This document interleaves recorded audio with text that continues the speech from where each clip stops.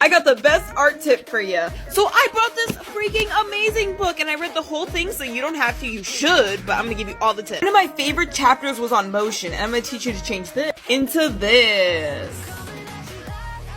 So there are a few ways to convey motion. Number one, multiple images. It's very similar to animation. Basically, you're gonna have a few keyframes and just have these lines going through it. Make sure to vary the line width. It just makes it look more natural. Second tip is streaking. And no, not that type. So with streaking, what you're gonna do is have two layers of your character. The top layer is gonna be super smudged. I like to use the monoline and Blackburn to do the smudging. Once you got that layer super smudged, you can just play with opacity to find the smudging level you like, and you can even include a ghost image if you're feeling extra spicy. And one of my personal favorites, streaking backgrounds. So if your backgrounds always look like hot garbage like mine, or your character is moving but the camera is following them, add a motion blur on the back and it should look like this. You got this spicy little sketch and you're feeling good about yourself because it actually looks good this time, and you're like, wait a second, what if I render it? And you do, and it looks like a whole ass salamander, so what the heck happened? So sometimes when you're rendering, you kind of lose track of the sketch, and this causes features to shift at weird angles, and this ruins the perspective line of the piece.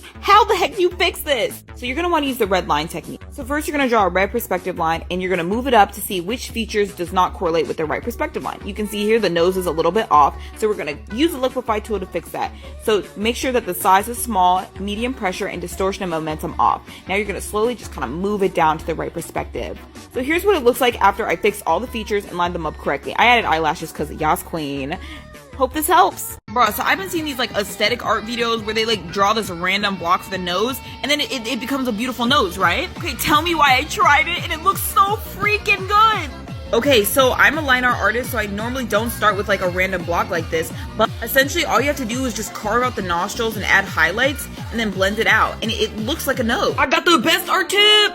I'm gonna give you all the tips on how I draw from difficult angles. How I turned this into this was I started by flipping the canvas upside down. I thought this technique was so stupid, and then I tried it. This technique allows you to only draw what you see and not what you think you see. So I drew the whole thing upside down, but no details. I only drew basic shapes. What do I mean by basic shape? If you can draw a circle and a square, you can use this technique. As you can see, my line art is pretty much circles, squares, and triangles all put together. You also need to practice looking at negative space. For instance, I knew the distance between the head and the arm based on this shape. See, I drew the same shape right here. You see? Tip number 3, line of action. Always start any piece with a line of action, generally how the energy is going on the piece. This makes my piece more flexible. You can see the line of action of my character goes all the way through. This is the most important tip when you're using this technique. Make sure your limbs and arms and all the body parts are on the same diagonal. You see how it's going in the same direction? You can just practice moving the lines back and forth. I hope this helps. More mistakes that give me a heart attack. Let's go. It's the turkey hands for me, guys. Stop drawing these Wonder Bread atrocities. Now I want to see you guys drawing real hands. I'm going to teach you how. Using the step-by-step technique. Number 1, after you get your reference image, start with the toast, which is the palm of the hand. Think 3D box.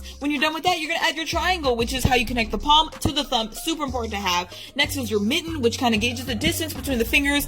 And it's helpful when you're adding the fries, which is the line of action of the fingers, which makes your fingers nice and flexible. Once you're done with that, you're going to add the doubles on top of the fries, which is my patented method to keep fingers simplified. Once you're done with your template, we're going to add the details. I'm going to talk about how to do the details next week in a future video. Yo, I got the best art tip that'll change your life. Let's say you got that reference photo and you have no idea how to draw it because it's not in 3/4 and you're not really an artist and you just copy. Sorry about that, I'm fine. Literally all you have to do, flip the photo. The reason why this works is your brain will stop focusing on details and start focusing on things like basic shape. So if you don't know where to get started, start with a circle. Use a plus to mark out the eyebrow area.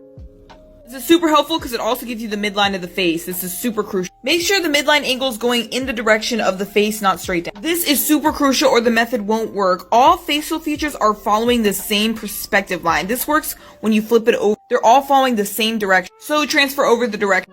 So the technique took me about 5 minutes roughly, and I wasn't doing any details, just basic shapes. Then I went back 17 minutes for the details. You have to know your facial proportions to do this method well. I have tons of tips on my Instagram for that, but these are the results. You can see that my face is on the same direction. Duet me if you try this technique. Thanks. This is going to be the fastest, best art tip you will ever know. I've been trying to figure out how to do masculine presenting eyes versus female presenting eyes. It's just this one trick. For more masculine presenting eyelashes, I kind of just draw streaks downward. For female presenting eyes, I use the U technique, which basically I just draw a bunch of U's and I connect them like that.